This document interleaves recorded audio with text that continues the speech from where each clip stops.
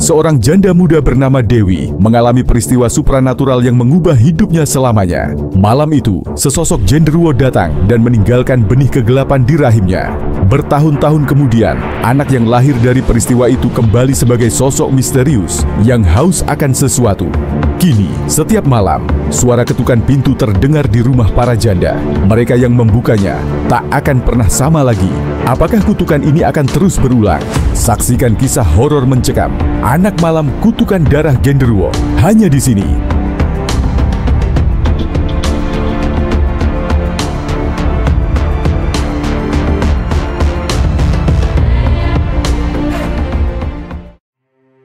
Di sebuah desa terpencil yang diselimuti kabut, setiap senja hiduplah seorang perempuan muda bernama Dewi. Ia adalah seorang janda, ditinggal mati oleh suaminya hanya setahun setelah pernikahan mereka. Rumah panggung kecilnya berdiri di pinggiran desa, dikelilingi hutan bambu yang berdesir lirih saat angin malam bertiup. Malam itu, bulan sabit menggantung murung di langit. Dewi baru saja memadamkan lampu teplok ketika suara aneh terdengar dari luar. Suara seseorang berdeham, berat dan dalam. Sejenak ia berpikir, mungkinkah itu Pak Karto, tetangganya yang suka bertamu malam-malam? Namun, saat Dewi membuka pintu, yang berdiri di sana bukan manusia biasa. Lelaki tinggi besar dengan rambut lebat yang menjuntai menutupi sebagian wajahnya, menatapnya dengan mata merah menyala. Pakaiannya kumal, seperti kain sarung yang dipenuhi lumpur dan dedaunan kering. Tapi yang paling mencolok adalah aroma tubuhnya, seperti bau tanah basah, bercampur dengan anyir darah. Malam Dewi, suaranya dalam dan bergetar, hampir seperti gemuruh petir yang jauh. Dewi terpaku, suaranya asing, tetapi sekaligus terasa akrab. Ada sesuatu yang membujuk dalam suaranya, sesuatu yang membuat Dewi tidak menutup pintu. Ia merasa seperti sedang dihipnotis. Lelaki itu melangkah masuk, dan tiba-tiba ruangan terasa lebih sempit. Udara menjadi berat dan dingin. Malam itu segalanya terasa seperti mimpi. Dewi tidak ingat banyak hal, hanya kilatan bayangan hitam yang menyelimutinya, suara berat yang berbisik di telinganya, serta sensasi hangat yang merayap ke perutnya. Waktu berlalu, Dewi mulai merasa ada yang aneh dengan tubuhnya. Perutnya membuncit seperti perempuan yang sedang hamil. Tetapi ia tidak pernah bersama seorang lelaki sejak kematian suaminya. Rasa takut mulai merayapi benaknya, terutama ketika ia mengingat malam itu, malam di mana makhluk itu datang. Ibu-ibu di desa mulai berbisik-bisik di belakangnya. Ada yang mengatakan Dewi diguna-guna. Ada pula yang percaya bahwa ia mengandung anak jadi-jadian. Ketika tiba waktunya, Dewi melahirkan seorang anak lelaki yang tampak berbeda. Kulitnya lebih gelap dari bayi lainnya, matanya merah, dan rambutnya begitu lebat seperti kawanan awan hitam yang berkumpul di langit badai. Namun, Dewi tetap merawatnya dengan penuh kasih. Namun, ada sesuatu yang semakin mengganggunya. Setiap malam, bayi itu tidak menangis seperti bayi lain. Ia hanya terdiam, menatap langit-langit dengan mata merahnya yang menyala dalam gelap. Kemudian, tepat di tengah malam, ia akan tertawa. Tawa dalam, berat, dan menyeramkan. Hingga suatu malam, Dewi terbangun dan mendapati ranjang bayinya kosong. Ia berlari keluar, menembus angin malam yang dingin. Jantungnya berdegup kencang ketika ia melihat sesosok tinggi besar berdiri di ujung pekarangan. Sosok itu membawa bayinya. Dewi ingin berteriak, tetapi suaranya tercekat di tenggorokan. Sosok itu menatapnya, lalu berbicara dengan suara yang menggetarkan tanah di bawah kakinya. Dewi, dia anakku. Sudah waktunya ia kembali. Tiba-tiba tubuh bayi itu berubah, membesar dan memanjang. Tangannya yang mungil menjadi cakar tajam. Giginya tumbuh seperti taring serigala. Ia tidak lagi menangis, tetapi tertawa.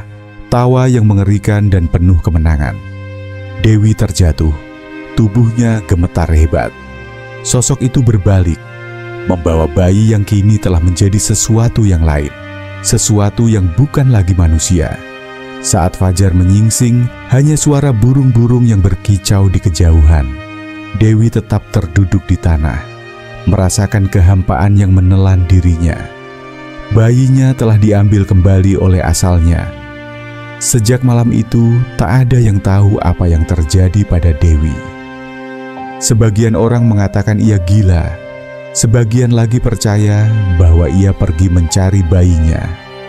Namun, setiap kali bulan sabit menggantung di langit, orang-orang desa mendengar suara tawa berat di tengah malam. Sejak malam itu, Dewi menghilang. Tak ada yang tahu kemana perginya, seolah-olah ditelan bumi. Rumahnya dibiarkan kosong, perlahan dimakan lumut dan rayap. Hanya satu hal yang tersisa dari dirinya, tawa berat di malam-malam tertentu, seperti suara seorang anak yang tak pernah benar-benar pergi. Tahun-tahun berlalu. Di desa itu, kepercayaan tentang anak malam menjadi cerita yang diturunkan dari satu generasi ke generasi berikutnya. Mereka percaya bahwa anak yang lahir dari hubungan manusia dan genderuwo tidak akan pernah menjadi manusia sepenuhnya. Ia akan hidup di antara dua dunia, tidak sepenuhnya makhluk gaib, tetapi juga bukan manusia biasa. Dan benar saja, bertahun-tahun setelah Dewi menghilang, desas-desus tentang kemunculan seorang pemuda asing mulai beredar. Malam itu, hujan turun deras. Rumah-rumah di desa menutup pintu lebih awal, menyalakan dupa untuk mengusir roh jahat. Namun, di sudut desa, seorang perempuan duduk sendiri di beranda rumahnya. Sari, seorang janda muda yang baru saja ditinggal mati suaminya. Tiba-tiba suara ketukan terdengar di pintunya. Tok, tok, tok. Sari terdiam. Ia tidak mengharapkan tamu di tengah malam seperti ini. Dengan ragu, ia bangkit dan mengintip dari celah jendela. Seorang pemuda berdiri di luar. Ia tinggi, tubuhnya kokoh, dengan rambut panjang sebahu yang terlihat basah oleh hujan. Matanya gelap, tetapi saat petir menyambar, Sari melihat kilatan merah dalam tatapannya. "Aku kehujanan, bolehkah aku berteduh sebentar?" Suaranya terdengar dalam, hampir seperti bisikan yang merayap ke dalam telinga. Ada sesuatu yang membuat Sari tidak bisa menolak. Ia membuka pintu, membiarkan pemuda itu masuk. Udara dingin segera memenuhi ruangan, seakan membawa sesuatu yang tak terlihat. Mereka berbincang sebentar. Pemuda itu memperkenalkan dirinya sebagai Raka, seorang pengembara yang baru saja tiba di desa. Kata-katanya halus, ada pesona dalam caranya berbicara, seakan-akan Sari sedang disihir tanpa ia sadari.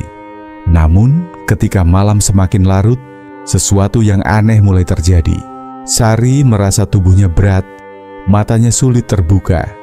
Bayangan di sudut ruangan tampak bergerak-gerak, berdenyut seperti sesuatu yang bernyawa. Dan sebelum kesadarannya benar-benar menghilang, ia mendengar sesuatu, tawa berat seorang anak, bergema dari dalam dada pemuda itu. Keesokan paginya, Sari ditemukan tak sadarkan diri di ranjangnya. Wajahnya pucat, tubuhnya dingin, tetapi ia tetap bernapas. Warga desa berkumpul, berbisik-bisik ketakutan. Mereka tahu, ini bukan kejadian biasa. Dan sejak malam itu, Sari mengandung. Tak ada yang tahu siapa ayah dari bayi itu. Tak ada yang melihat pemuda bernama Raka lagi. Tapi orang-orang desa mulai paham bahwa anak malam telah kembali. Dan ia masih mencari janda-janda lain. Mereka yang sendirian, mereka yang lemah, mereka yang lengah karena darah genderuwo mengalir dalam dirinya, dan kutukan itu akan terus berulang. Setiap malam ketika bulan sabit menggantung di langit, di suatu tempat di desa itu, seorang perempuan akan mendengar ketukan di pintunya. Tok, tok, dan jika ia membukanya, maka sudah terlambat. Malam semakin pekat. Seiring waktu, desa kecil itu tenggelam dalam ketakutan. Setiap beberapa bulan, selalu ada kabar seorang janda yang menghilang secara misterius. Para lelaki desa merasa lega karena mereka bukanlah target makhluk itu. Tetapi bagi para perempuan yang hidup sendiri, setiap malam adalah teror yang tak berkesudahan. Ketukan di pintu telah menjadi tanda bahaya. Desa yang tadinya ramai mulai kehilangan penduduknya. Para perempuan yang merasa terancam memilih pindah ke desa lain, meninggalkan rumah-rumah kosong yang mulai ditelan lumut dan rumput liar.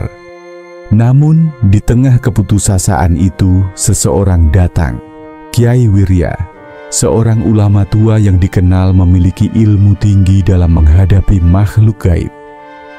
Ia mendengar tentang anak malam, makhluk keturunan genderuwo yang selalu mencari janda untuk dijadikan korban, dan memutuskan untuk menghentikan kutukan yang telah berjalan bertahun-tahun.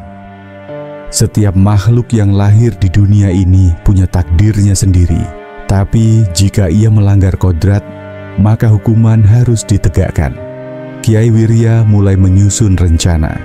Ia meminta para lelaki desa untuk tetap berjaga, sementara ia mengumpulkan benda-benda suci, rajah kuno, segenggam garam yang telah diruat, dan bambu kuning. Benda yang dipercaya dapat melemahkan makhluk halus. Namun yang paling penting, mereka harus memiliki umpan. Malam itu, seorang perempuan muda bernama Rahayu bersedia mengambil risiko.